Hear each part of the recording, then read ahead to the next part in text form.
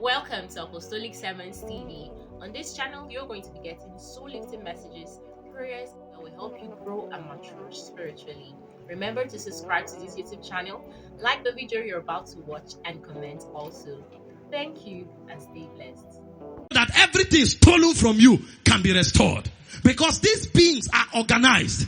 Make no mistakes about it. Many Christians undermine the devil and his operation. That's why they have problem.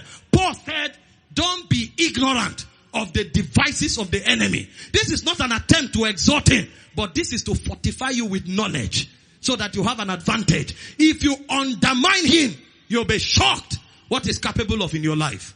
Darkness is well structured. This is why the believer must be fortified with spiritual weapons to overcome darkness. Are you following this? When you are dealing with darkness, there are two principal things you will find. Number one is that darkness is separated into ranks.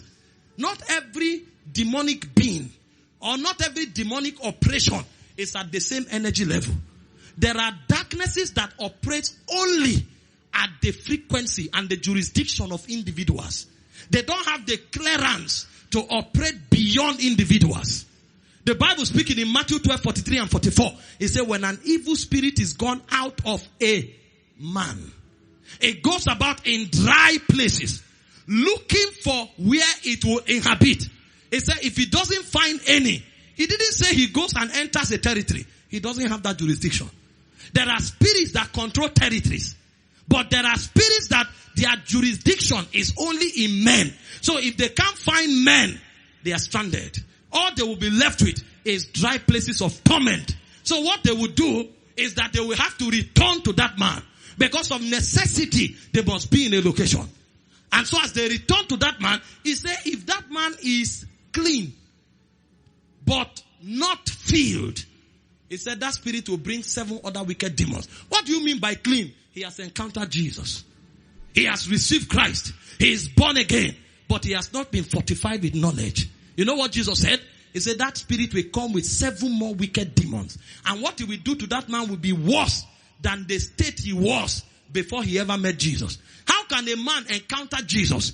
Demons are cast out of him. He receives life and you say his state becomes worse. Because darkness has the power to jeopardize your existence.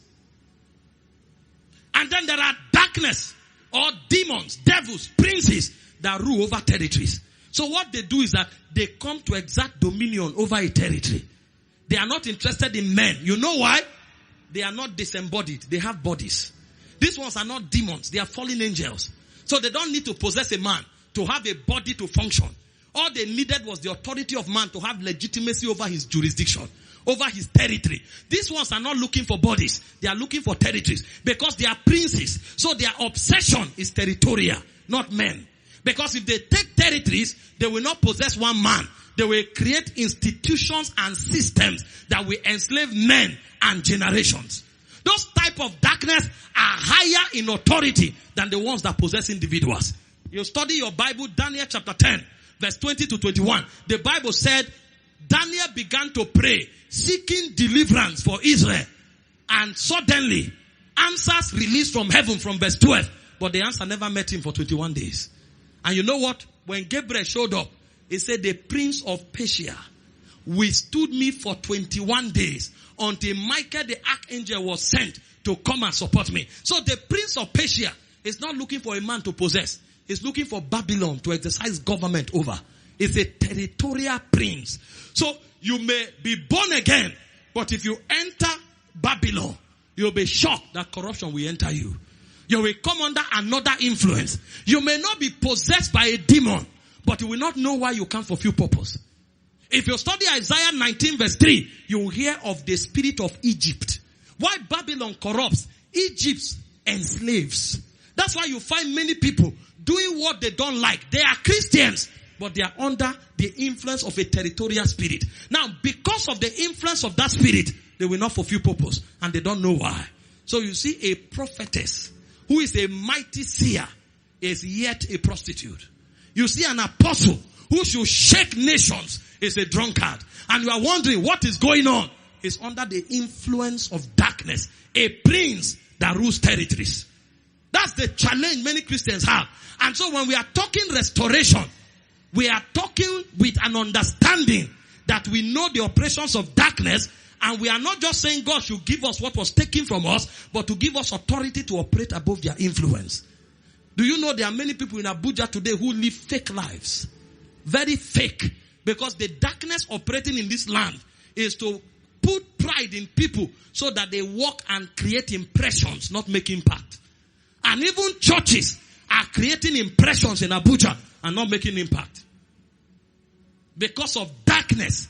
So you can even be a church, yet you are under that influence. Instead of winning souls, instead of praying and making impact, it's all about packaging. Acting as if all is well, whereas nothing is happening. But you just want to appear big before people. It's darkness at work. That person is enslaved. That church is enslaved. And that's the crisis of our generation. And then there are darknesses that control generations. You know, people from the age of 11 to 27, 28 are called Gen Z. Their God is their phone. They wake up with it and they sleep with it. That's why you see that the rate of pornographic addiction is on the high. Because it came with that intelligence. It will be difficult when you find a Gen Z who love God. Thank God for that person. Most of them are living in deep secret sin. Deep. From masturbation to perversion to immorality. Because the devil has put their grave in their hands. So the grave is no longer dug. It's handled. The phone of many people is now their grave. Because there are princes that are interested in a generation. And before Gen Z mature, there's already Gen Alpha. Who are already ahead of their phones. They are looking for what they can talk to. The phone is too slow for them. So a boy of 1 year, 4 months can open an Android phone and search anything he's looking for. He doesn't even know how to talk yet. But he has a superior intelligence to the current operation. That is why the growth of AI is rapid. Because they need computers they can talk to. They need animated and augmented reality to work in. So nowadays, they create goggles that you wear that takes you into a virtual world so that you participate. It's not enough to look. You want to participate. That's the realm they are working in. You think those intelligences were not affected and interrupted by spirits? Because they are spirits that are interested in generations. That's the level of their authority. So why some affect individuals, others affect territories, others affect generations. So when we are talking restoration, we don't just need restoration for men. We need restoration for generations. Look at this generation. Full of knowledge, no power. Because of arrogance. We know all the mysteries in the world. No power. Because there is a force that pops the mind. And everybody think they've arrived. Whereas what our fathers did 30 years ago, we've not scratched it. But we think we have arrived. Because there is a territorial influence. And there's a transgenerational influence. So we need restoration. Not just for individuals. But for generations. And our generation is in urgent need of restoration.